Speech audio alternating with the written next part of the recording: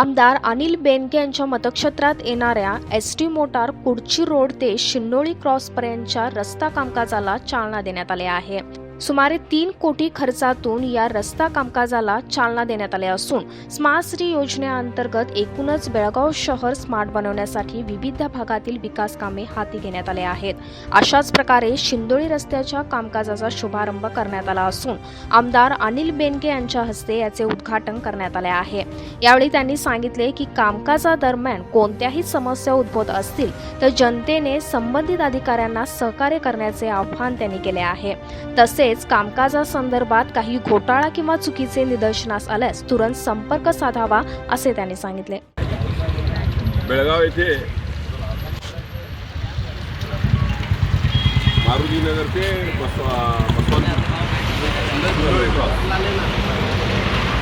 आमच्या क्षेत्रातील सांबरा रस्ता जो आहे एकूण 3 कोटी खर्च करून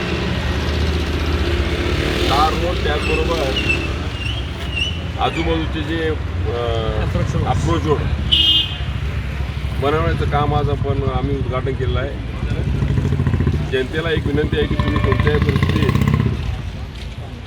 कॉन्ट्रॅक्टरांचं जे काम आहे ते काम त्या क्वालिटीचं काम करून घेण्याची जबाबदारी आहे जनतेची। त्याचबरोबर कोणत्याही कारणास्तव काम थांबू नये की लहान कुठली अडचण असेल तुमच्या संपून एकूणच लवकरात लवकर काम संपवायची ही जबाबदारी जनतेकडे आहे।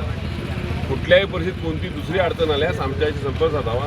कुठलीही अडचण येणार नाही ही जबाबदारी आमची सर्वांची असेल। एकूणच बेळगाव हे सुंदर शहर झालं पाहिजे या दृष्टिकोनातून हा प्रयत्न आहे। जनतेचं सहकार्य अपेक्षित आहे। लवकरात लवकर विकास कामांना संपवण्यासाठी अनिल बेनके जातीने लक्ष देत असल्याचे दिसून येत आहेत।